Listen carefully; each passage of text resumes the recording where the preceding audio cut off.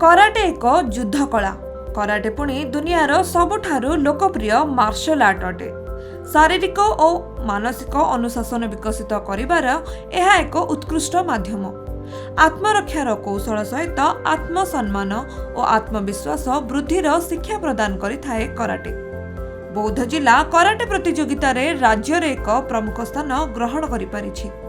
प्रतिवर्ष राज्य तथा जातीय स्तर रे विभिन्न प्रतियोगिता रे निजर प्रतिभा प्रदर्शन करिथांती बौद्ध जिलार कराटे प्रशिक्षित छात्र छात्री।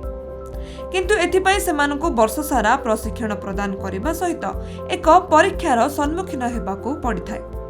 एही क्रम रे बौद्ध सहर स्थित रामलीला मैदान रे टेम्पल आर्ट्स पक्षरु बेल्ट ग्रेडिंग अनुष्ठित होइथिला। हमर एबे बेल्ट टेस्ट होतला। एबे मोर एबे ग्रीन बेल्ट हिचे और हमें टोटल 57 टा स्टूडेंट हमें बेल्ट टेस्ट देथिलु। आ इटा कराटेटा मार्शल आर्ट सबु झियों को सिखवार एटा जरूरी, बिकॉज एबे जेंते सिचुएशंस होउचे लाइक रेपिंग वगैरह जेंते होउचे सेथरे झियो मान को स्ट्रांग रहबाटा बहुत नेसेसरी। जदि झियो माने डरी गले तो पिला मान को आहुरी सेमान को साहस मिली जायसी। तो इटा झियो मान को सिखवार बहुत ही जरूरी होचे। हमर पिला मान कर बेल्ट ग्रेडिंग सेथि लागि बहुत जन पार्टिसिपेट करजन 57 टा student.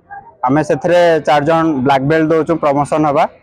Black belt first down आउ पिला माने भल आज प्रैक्टिस करिचन, भल प्रिपरेशन भी हेतिला, प्रैक्टिस आगरु भल भी चलिছে।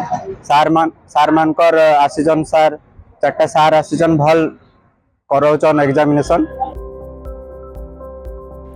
जिले में 57 जन छात्र छात्री एही परीक्षार सम्मुखीन होइथिले। बलांगीर और संबलपुर जिलार आसीथिबा कराटे प्रशिक्षक माने छात्र छात्री मानकु परीक्षा करिथिले। छात्र छात्री माने परीक्षक सम्मुखरे सेमानकर विभिन्न कराटेर विभिन्न कला प्रदर्शन करिथिले। 57 जन परीक्षार्थी मध्यरु 6 जन येलो बेल्ट, 6 जन ऑरेंज बेल्ट, जणे जूनियर ब्लू बेल्ट, 3 जन सीनियर ब्लू बेल्ट, जणे ग्रीन बेल्ट और जणे ब्राउन बेल्ट हिसाब रे एवं एहा सहित 4 जन ब्लैक बेल्ट पई योग्य विवेचित होइथिले। आर्ट्स टेम्पल बौद्ध जिल्लारो हमकु एग्जामिनर हिसाब रे डका जेतिला। आमे आसिनु एग्जाम करनु, पिला मन को बेल ग्रेडिंग करनु। बेल ग्रेडिंग करला पले समस्त परफॉर्मेंस बहुत बढ़िया थिला, बहुत खुशी लागिला।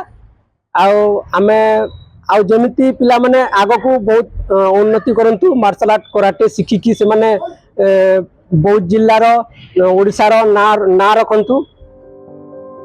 बौद्धरु जयानंद मिश्रଙ୍କ रिपोर्ट खबर ओडिशा।